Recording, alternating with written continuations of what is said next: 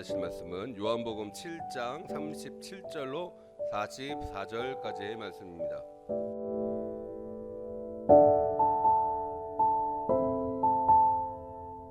명절 끝날 곧 큰 날에 예수께서 서서 외쳐 가라사대 누구든지 목마르거든 내게로 와서 마시라.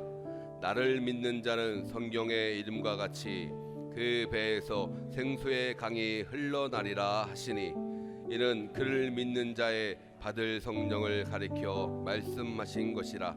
예수께서 아직 영광을 받지 못하신 고로 성령이 아직 저희에게 계시지 아니하시더라.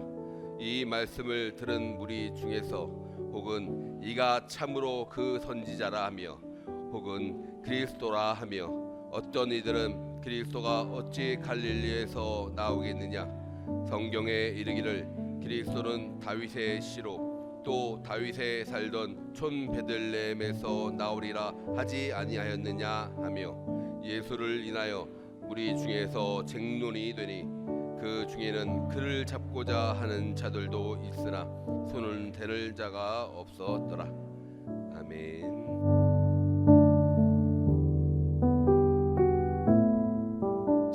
명절이 벌써 시작이 된 거나 마찬가지죠. 다들 분주하게 움직이고 있습니다. 여기저기 찾아다니며 만나려고 하는 사람들도 있고, 또 여러 가지 약속도 해놓고 음식도 준비하고, 또 해외로 떠나는 사람들도 많아요. 인천공항에 지금 말도 못하게 북적대고 있다고 하는데, 아무튼 간에 사람마다 명절을 보내는 게 여러 가지로 다를 수가 있습니다. 그런데 문제는 뭐냐? 의미가 있어야지요. 특별히 우리 그리스도인들은 이 설 명절을 어떻게 보내는 것이 하나님께서 기뻐하시겠는가, 하나님께서 뭘 원하시겠는가, 이런 면에서 생각을 해볼 필요가 있다는 것이죠. 그냥 세상 사람들하고 똑같이 그냥 즐겁고 기쁘고 그냥 먹고 마시고 그냥 재밌게 놀다가 끝나는 이런 명절이 아니라, 우리 하나님께서 어떻게 하기를 원하실까, 어떻게 이 명절을 보내는 것을 우리 하나님께서 기뻐하실까, 이런 차원에서 생각을 해보는 것이 참된 그리스도인이라 할 수가 있는 거죠. 그런데 여기 예수님께서도 명절에 참석을 하셨습니다. 여기 보니까 명절 끝날에 곧 큰 날에 예수님께서 말씀을 하시기를 이렇게 나옵니다. 그러면 이게 어떤 명절이었을까? 성경에 보면은 초막절입니다. 초막절 또는 장막절이라고도 하고 수장절이라고도 하는데, 이게 도대체 어떤 명절인가? 과거에 이스라엘 백성들이 먼 옛날에 조상들이 애굽에서 종살이 하다가 모세를 따라서 나와가지고 광야를 지나가는데, 자, 가나안을 향하여 가면서 광야를 지날 때 그들은 초막을 만들어 놓고 거기서 살았었다는 것입니다. 초막 또는 천막을 만들어 놓고 거기 살았어요. 불편했겠지요. 여러 가지로 많이 어려움이 있었겠지요. 그래서 그들은 어떻게 이 초막절을 지키는고 하니 예루살렘으로 모입니다. 다 모여가지고 여기 광장에다가 또는 길가에다가 때로는 저 건물 옥상에다가 또 여기저기 마당에다가 골목에다가 전부 여기저기 빈틈만 있으면 초막을, 나뭇가지를 꺾어가지고 초막을 만들어. 근데 그 초막을 만들 때는 어떻게 하느냐? 아주 완벽하게 만들지 않고 듬성듬성 대충 그래가지고 딱 초막 안에 들어가서 누워있으면 별이 보이도록 만들어야 된답니다. 별이 보이도록. 그러니까 불편하게 만들어라, 불편하게. 이 불편한 것을 일주일 동안 경험을 하게 되는 것입니다. 그러면서 자기 조상들이 애굽에서 나와가지고 광야를 지날 때 얼마나 불편하고 힘들었을까. 얼마나 어려웠을까? 이런 것들을 생각을 해보는 거예요. 해보는 거예요. 근데 사람들이요, 과거를 잊어버리면 오늘의 현실을 바로 살 수가 없습니다. 뭐 지나간 얘기 그거 알아서 뭐하나, 나와 무슨 상관이냐, 이렇게 말하는 사람은요 아직 뭘 모르는 사람이지요. 뭘 잘 모르는 사람이지요. 과거 중요합니다. 요즘 젊은 애들은 옛날 얘기하면은 그런 얘기 아이고 맨날 듣는 얘기, 그거 알아서 뭐 하는가, 나와 무슨 상관이 있냐. 아직 지혜가 모자란 거지요. 역사가 왜 우리에게 있어서 중요한 것입니까? 지나가 버린 얘기 왜 자꾸 이걸 가지고 공부를 하고 또 가르치고 배우고 해야 되는가? 중요한 것입니다. 단재 신채호 선생님께서 이런 말을 했죠. 과거를 잊어버린 민족에게는 미래가 없다. 역사를 알아야, 과거를 알아야 오늘의 현실을 바로 살 수가 있는 것입니다. 역사를 알아야 분별력이 생겨요. 어떻게 사는 것이 옳게 사는 것인가, 역사를 거울로 삼아가지고 분별을 한다는 것입니다. 성경에도 나오죠. 고린도전서 10장에서 역사가 거울이라고, 경계로 기록이 되어 있다고. 몰라도 되는 것이냐, 상관이 없는 것이냐, 그게 아니라 알아야 된다는 것이죠. 거울로 삼아야 오늘의 현실을 바로 살 수가 있다는 것입니다.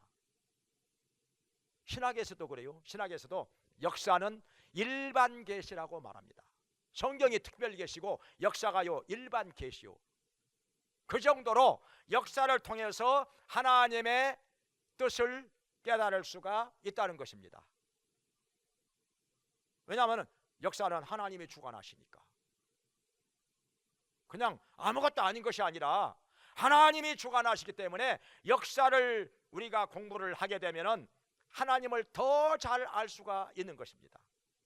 하나님의 뜻을 깨달을 수가 있어요. 계시를 받는다는 거죠. 계시를. 역사가 일반 계시라. 정말 중요한 것이죠.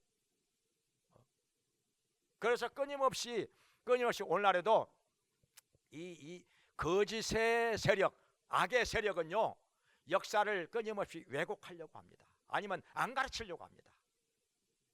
왜냐하면 다 드러나니까. 참과 거짓이 다 드러나니까, 선과 악이 다 드러나니까. 그래서 여기 이스라엘 백성들은요, 여기 초막절이 3대 명절 중에 하나인데 아주 중요한 명절입니다. 과거를 알아야 하나님을 알고 하나님께 감사할 수 있고 오늘의 현실을 가지고 하나님께 영광을 돌릴 수가 있기 때문에, 그리고 우리가 바른 길로 갈 수가 있기 때문에.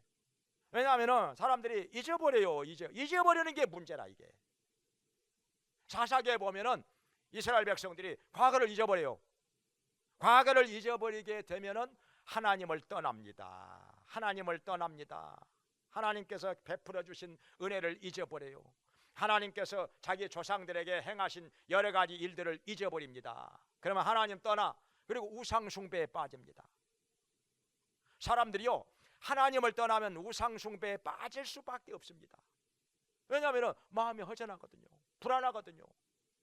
아무리 공부를 많이 한 사람이라도요, 또 아무리 경험이 많고 똑똑하고 능력 있는 사람이라 해도요, 마음이 외롭고 허전하고 불안하면 어쩔 수가 없습니다. 우상 찾아요. 하나님을 모르면 우상 찾아가게 돼 있어요. 불안하고 허전하니까, 외로우니까 우상을 찾지 않으면 견딜 수가 없는 거예요. 허전해서 견딜 수가 없어요. 불안해서 견딜 수가 없어요. 그리고 또 한 가지는요, 왜 우상을 찾아가느냐? 귀신이 미혹을 해요. 속여요. 사실은요 알고 보면 우상 아무것도 아니잖아요.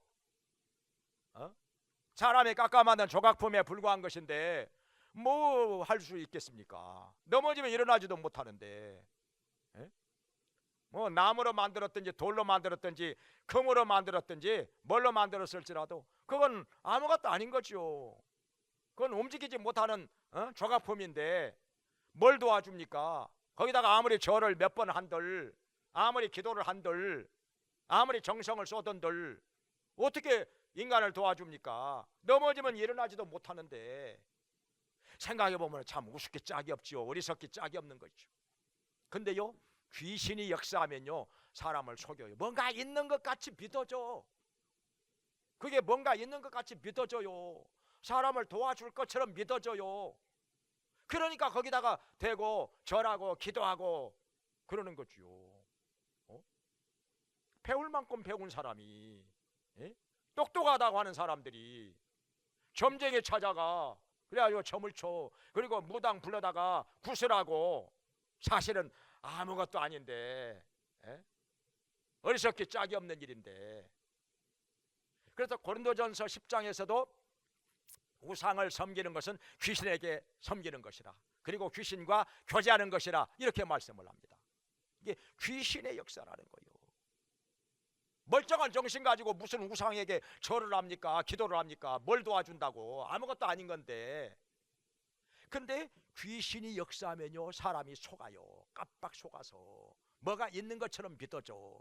그래가지고 거기다가 절하고 기도하고 점쟁이 찾아가고 무당 불러다가 부닥거리하고 부끄러운 줄도 모르고, 세상에 미련한 짓인데, 더군다나 하나님 앞에 엄청난 죄가 되는 것인데 그것도 모르고, 부끄러운 것도 모르고,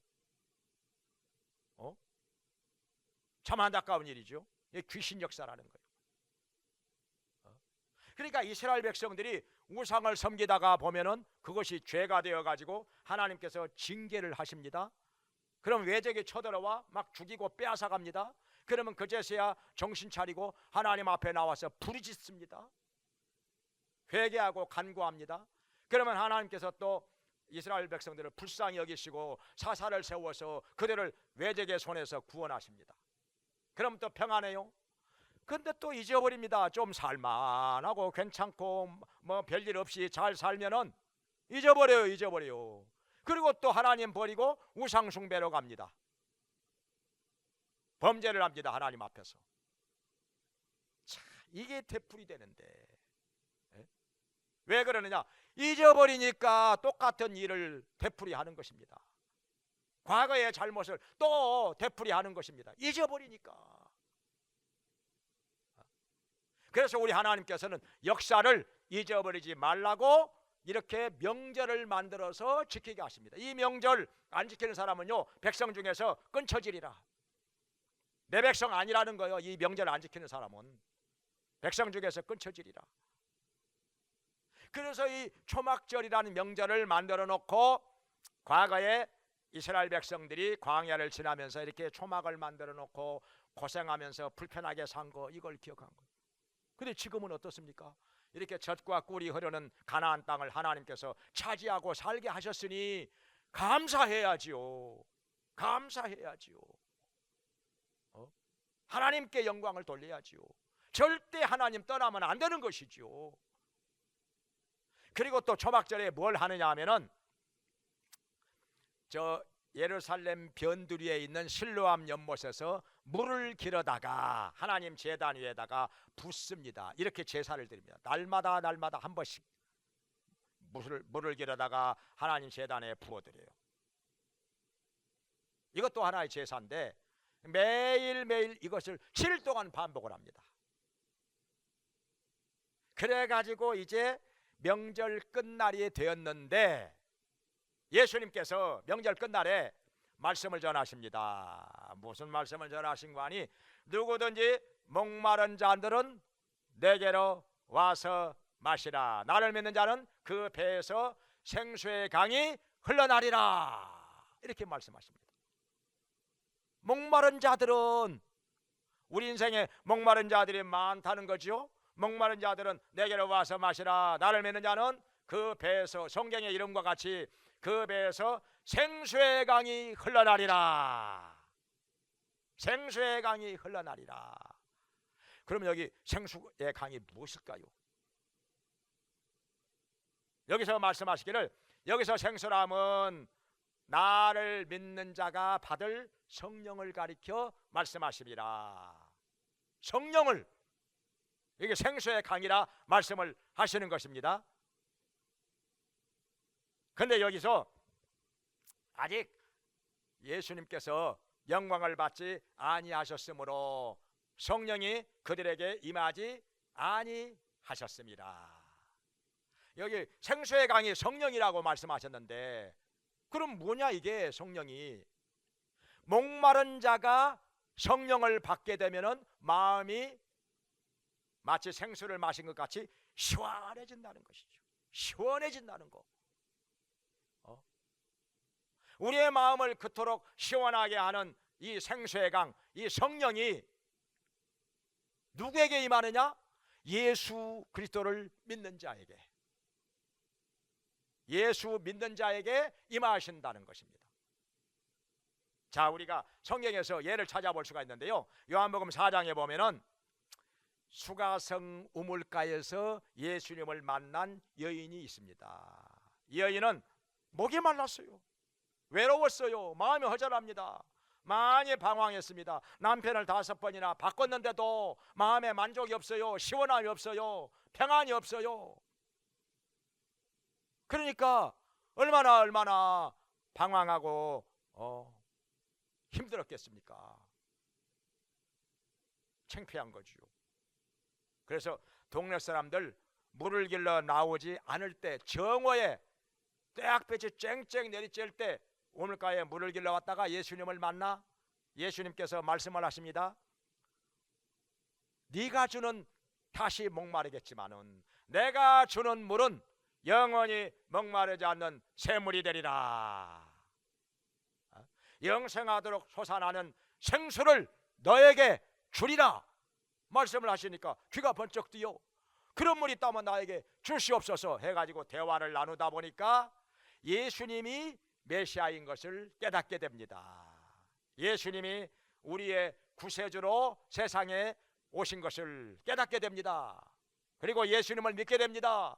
너무나도 좋아서, 너무나도 기뻐서 우물가에다가 물동이를 버려둔 채 동네로 들어가서 낮잠 자고 있는 사람들을 깨워 내가 메시아를 만났다, 나의 전에 행한 일을 나에게 말씀하신 분을 와보라, 메시아가 아니겠느냐, 구세주가 아니겠느냐 하니까 동네 사람들이 깜짝 놀랍니다. 저 여자가 어찌 저래 변했나? 사람들의 눈길을 피해 다니면서 만나기도 힘들었던 여자인데 이렇게 정면으로 나타나서 메시아를 만났다고 하니, 한번 와보라고 하니까, 과거에 나의 행한 일을 말씀하신 분을 와보라고 하니까 그래 가보자 해가지고 낮잠 자다가 또 밥 먹다가 다 우물가로 나와서 예수님을 만나 말씀을 듣습니다. 너무너무 말씀이 좋아. 깨달아지는데, 막 은혜를 받는데 얼마나 좋은지 예수님을 붙잡습니다. 여기서 오늘 밤 주무시고 내일 또 말씀 좀 전해 주시옵소서. 그러니까 다음 날도 전하고 또 그 다음 날도 전하고, 그래가지고 여기 사마리아 사람들 거의 대부분이 예수님을 믿게 됩니다. 말씀을 듣고 예수님을 믿게 됩니다. 그러면서 이 여자에게 말합니다. 이제는 네 말 듣고 믿는 게 아니라 우리가 직접 예수님의 말씀을 듣고 예수님을 믿는 거다, 이렇게. 그래가지고 사도행전 8장에 보면은 빌립이 가서 여기서 말씀을 전하였을 때 엄청난 역사가 일어납니다. 이 예수님께서 뿌려놓은 씨앗 때문에 엄청난 역사가 일어납니다. 막 기적이 일어나고, 중풍병자 나고, 안진뱅이가 일어나고, 귀신이 소리를 지며 떠나가고, 많은 사람들이 예수님께로 돌아와서 침례를 받습니다. 자, 그런데 여기서 어떤 사람이 과연 성령을 받는 것인가? 성령을 받기만 하면은 이렇게 마음이 시원해지고 평안해지고 기쁨이 넘치고 감사가 넘치고 이렇게 좋은 건데, 근데 문제는 뭐냐? 성령 안 받고 교회 다니면요, 진짜 이게 뭔지를 몰라요. 이게 여전히 마음은 외롭고 허전하고 방황하고 헤매는 것입니다. 지금요, 성령 안 받은 사람들은요, 제가 지금 말씀을 전할 때도 모르는 거예요. 이게 저게 목사님 말씀이 뭐지? 뭐 저렇게 뭐 생수의 강? 마음이 시원하다고? 평안하다고? 기쁨이 넘친다고? 뭐가 그렇게 좋을까? 나는 모르겠는데 나는 모르겠는데 이런단 말이죠. 아무리 들어도 이게 안 깨달아져. 왜냐하면 체험을 하지 못했으니까, 예수님을 만나지 못했으니까, 성령을 받지 못했으니까. 여기 로마서 8장 9절에 말씀하시기를 그리스도의 영이 없으면 그리스도의 사람이 아니라, 이렇게 말씀하셨습니다. 아직 그리스도의 사람이 아니라는 거죠. 교회를 다니기는 다녀도, 예배를 드려도, 말씀을 들어도 이게 안 깨달아져. 체험이 없어. 생수의 강이 뭔지를 몰라요. 그러니 얼마나 답답합니까? 얼마나 본인 스스로도 답답한 거지요. 그러니 예수님께서 말씀하시기를 너희는 봐도 보지 못하고 들어도 듣지 못하고 마음으로 깨닫지 못하는구나. 아, 참 안타까운 거죠. 안타까운 거죠. 그래서 중요한 것은 교회를 다니는 것도 좋지만은 성령을 받아야 하는 것이다. 성령이 내 마음속에 임하셔야 정말 내 마음이 생수의 강이 흐르게 되고 시원하게 되고 평안하게 되고 기쁨이 넘치게 되고 감사가 넘치게 되고, 할렐루야, 구원받은 확신이 생기는 것이라. 그리고 천국의 소망이 생기는 것이라. 이게 성령이 너 속에 있는 사람하고 성령이 없이 그냥 껍데기로 몸만 왔다 갔다 하는 사람하고 완전히 다른 것이라. 완전히 다른 것이라. 이 안타까운 거죠. 정말 안타까운 거죠. 그러니까 여기 사마리아 여자 우물가에서 예수님을 만나가지고 예수님이 구세주인 것을, 메시아인 것을 깨닫고 믿게 된 여자, 얼마나 좋았을까요? 얼마나 마음의 기쁨이 넘쳤을까요? 남편을 5번이나 바꿔봐도 여전히 외롭고 허전하고 목마르고 방황을 했었는데, 여기서 예수님 만나고 나니까 이제 다 해결이 된 거예요. 마음이 시원해지고 평안해지고 기쁨이 넘치고, 이제 이분을 믿으면 구원을 받는 거구나, 천국을 가는 거구나. 다 해결이 된 거예요. 다 해결이. 그러니까 이제 이 기쁨을 다른 사람에게 전하지 않고는 견딜 수가 없는 것입니다. 내가 메시아를 만났어. 나의 전에 행한 일을 나에게 다 말씀하신 분을 와보라. 너희들도 만나봐. 말씀 들어봐. 이렇게 전도를 하게 된 것입니다. 그러니까 예수님 믿고 나서 이렇게 구원을 받고 마음에 확신이 생기고 평안이 생기고 마음이 이렇게 시원해지고 기쁨이 넘치고, 이걸 체험하고 나면은요, 다른 사람에게 전도를 안 할 수가 없습니다. 왜냐하면 안 믿는 사람들이 불쌍하거든요. 불쌍하지요. 답답하지요. 이걸 모르고 살다니.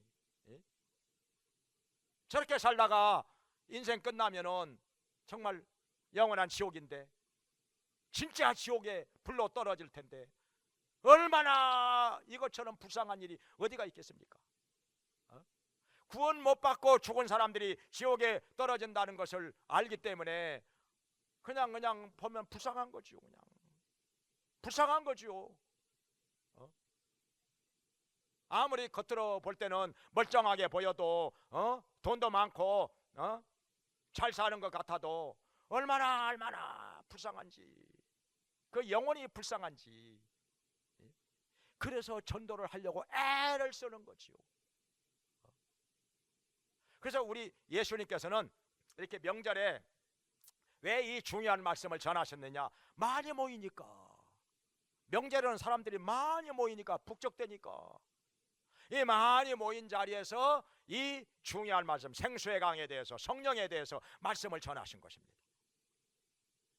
그런데요, 이 말씀을 듣고서 사람들마다 반응이 달라. 어떤 사람은 야, 선지자라. 어떤 사람은 그리스도라. 근데 어떤 사람은 그리스도는 뭐가 그리스도요? 베들레헴에서 태어나야 그리스도지. 근데 갈릴리에서 태어났잖아. 아니잖아. 이러면서 또 반대하는 얘기를 하는 사람들도 있었다는 것입니다. 그러면 자, 누구 말이 맞을까요? 그래가지고 막 쟁론이 벌어져. 막 그리스도라고 하는 사람 아니야. 저 갈릴리에서 태어난 사람이 어떻게 그리스도야? 베들레헴에서 태어난다고 했는데 모르면 가만히 있어. 알지도 못하고 하면서 막 네가 맞느니 내가 맞느니 막 쟁론이 벌어진 거예요. 자, 여기서 우리는 어떻게 해야 진실을 알 수가 있을까요? 진짜 예수님께서 베들레헴에서 태어났느냐, 갈릴리에서 태어났느냐, 이거 정말 중요한 문제 아니에요? 근데 알아보지도 않고 결론부터 내려. 그래가지고 한번 고집을 부리기 시작하면요, 죽을 때까지 안 변해. 편견에 빠지면요, 죽을 때까지 안 변해. 그냥 그렇게 알고 있다가 죽어. 이게 참 안타까운 일이지요. 자, 어떻게 알 수 있느냐? 호적을 한번 알아보면은, 예수님의 호적, 그 당시 호적이 있었거든요.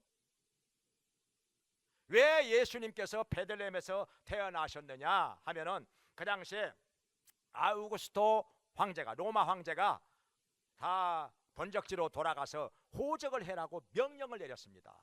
왜냐하면 세금을 빠짐없이 거두어 드리기 위해서. 왜냐하면 호적에 빠진 사람이 있었거든요. 호적에 안 올라온 사람들이 있었거든요. 이런 사람들한테는 세금을 못 거두니까. 그래서 예수님의 모친 마리아와 요셉은 원래 갈릴리 바닷가에서 살고 있었지만은 자기들의 번적지인 베들레헴으로 가서 호적을 하게 된 것입니다. 호적하기 위해서 베들레헴에 갔다가 거기 가서 그냥 예수님을 낳은 거예요. 예수님을 낳았는데 머물러 있을 사관도 없고 모텔도 없고, 그래서 나무집에 그냥 마구간 빌려가지고 거기서 예수님을 낳아가지고 말구유 위에다가 강보에 싸서 예수님을 거기에다가 눕혀 놓았던 것입니다. 이렇게 된 거예요. 그래서 예수님은 베들레헴 출생이 된 것입니다. 그리고 거기 가서 호적을 한 거예요. 그렇다면은 호적이 있다는 얘기 아니에요. 그 당시에도 호적이 있다면 가서 호적 등본하면 떼보면 간단히 끝날 것인데, 알아보지도 않고 잘, 또 아니면 주위 사람들한테, 알만한 사람들한테 좀 물어보고 좀 알아봐야 될 거 아니야. 팩트 체크 해봐야 될 거 아니요. 만약에 예수님께서 베들레헴 출생이 아니고 갈릴리에서 출생한 것이 맞다면 뭐 알아볼 것도 없죠. 뭐 더 이상 이제 예수님은 메시아가 아닌 것이 분명하니까 뭐 알아볼 것도 없죠. 뭐 믿을 것도 없죠. 뭐 믿는 사람이 바보들이지. 그런데 예수님께서 베들레헴에서 출생한 것이 확실하다, 이게 맞다 하면은 예수님이 메시아일 가능성이 많아진 거 아닙니까? 그러면 좀 더 관심을 가지고 말씀 들어봐야죠. 알아봐야죠. 과연 예수님께서 하나님이 보내신 하나님의 아들인가, 메시아인가, 구세주인가 알아봐야 될 거 아니에요. 덮어놓고 아니요, 너희들 지금 엉뚱한 소리 하고 있어. 지금 메시아는 무슨 메시아요? 갈릴리 출신인데. 이렇게 얘기하면 안 된다는 것입니다. 예수님께서 베들레헴에서 탄생한 것이 맞다면은 과연 미가서 5장 2절에 베들레헴 에브라다야, 너는 유다 고을 중에 작을지라도 너에게서 이스라엘을 다스리는 자가 나오리니 그의 이름은 상고의 태초에니라. 이렇게 말씀하셨어요. 그런데 예수님께서 베들레헴에서 탄생하심으로 말미암아 이 말씀이 750년 만에 정확하게 이루어진 것입니다. 하나님의 예언이 이 미가를 통해서 말씀하신 것이 750년 만에 이렇게 해서 정확하게 이루어진 것입니다. 그러니까 오늘날도 그렇죠. 오늘날도 뭘 알아보지도 않고 막 덮어놓고 막 기다 아니다 이렇게 논쟁을 하는 사람들이 얼마나 많아요. 이 시대에 얼마나 거짓말들이 얼마나 난무합니까? 얼마나 판칩니까? 심지어는 왜 경찰들 절반이 중국 사람이래요. 우리나라 경찰들 절반이 중국 사람이라고 또 이렇게 주장하는 사람들이 있어가지고, 그래가지고 지난번에 서부지방법원 막 때려 부시려고 갔던 사람들, 당신 중국 사람 아니야? 경찰들한테 중국 사람이지? 아니라고 해도 안 믿어. 근데 법적으로 우리 대한민국의 법은 외국인은 경찰이 될 수가 없습니다. 한 사람도 경찰이 될 수가 없어요. 외국인은 법적으로. 그런데도 안 믿어. 당신 중국 사람이지? 절반이 중국 사람이라는 거예요. 이게 말이 안 되는. 그러니까 이게 마귀에게 미혹이 되면요, 거짓말만 믿어. 그리고 진실은 안 듣는다니까요. 계속 거짓말만 믿어. 지난주에 말씀드린 바와 같이 아방처럼 거짓말만 믿어. 그리고 진실은 안 들어. 하나님 말씀을 안 들어. 사실관계를 알아보지도 않고. 그러니 계속해서 잘못된 길로, 악한 길로 갈 수밖에 없는 것입니다. 이게 불쌍한 거죠. 불쌍한 거죠. 그러면서 자기가 막 애국하는 줄 알아. 자기가 아주 똑똑한 줄 알아. 어떻게 해요 이걸? 뭘로 깨우쳐줍니까 이걸? 이게 안타까운 일이야 이거. 그러니까 이게 예수님 당시에도 예수님이 베들레헴 출생이냐 갈릴리 출생이냐 이거 가지고 막 논쟁을 했는데, 뭐가 그렇게 어렵습니까? 간단하지. 알아보면 될 거 아니요. 호적동부 떼보고 예수님께서 진짜 베들레헴에서 출생하신 것이 맞는지 알아보면 될 거 아니요. 이게 중요한 거니까.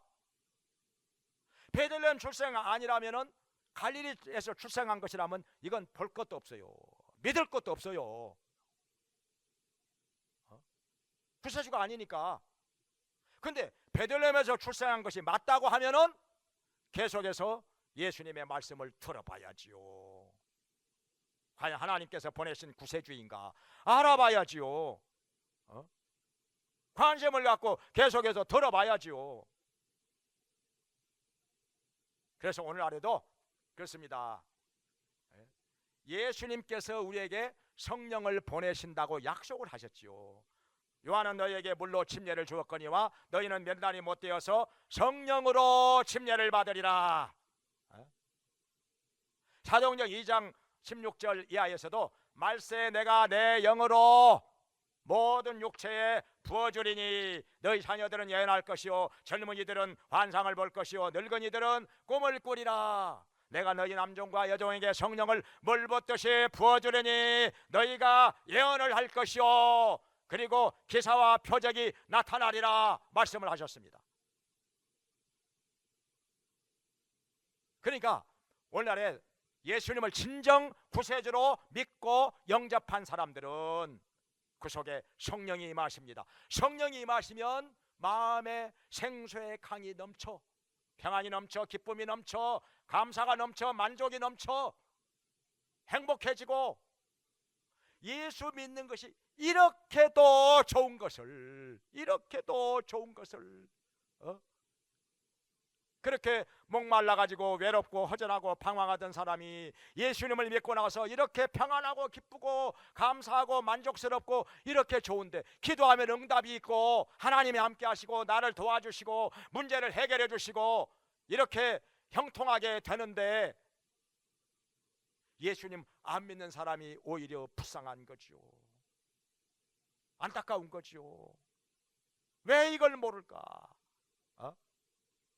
왜 이렇게 살아계신 예수님을 지금도 이 죽은 자 가운데서 부활하셔서 지금도 우리 가운데서 살아계시고 역사하시고 믿는 자들에게 생수의 강이 흘러나게 하시는데 왜 예수님을 안 믿을까? 이게 안타깝고 불쌍한 것이라.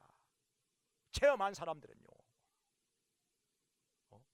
근데 이걸 체험하지 못한 사람들은 뭐요? 생수의 강이 흐른다고? 저게 뭐요? 저 무슨 소리인지 나는 잘 모르겠는데, 뭐가 생수의 강이요? 뭐 뱃속에서 생수의 강이 흐른다고? 이게 이해가 안 되는 거지요. 이해가 안 되는 거지요. 안 만난 사람은, 예수님 아직 못 만난 사람들은. 그래서 중요한 것은 뭐냐? 예수님을 만나는 것이, 우리의 구세주인 예수님을 만나는 것이, 그리고 마음속에 영접하면 우리에게 성령이 임하시고 생수의 강이 흘러 넘치게 된다는 것입니다.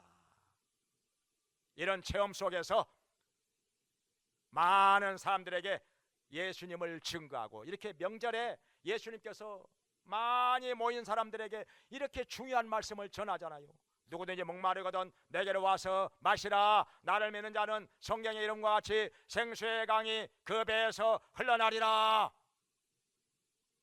이 명절에 이렇게 말씀 전하는 의미 있는 명절로 보내기를 주의 이름으로 축원합니다. 기도하겠습니다. 자비로우신 하나님 아버지,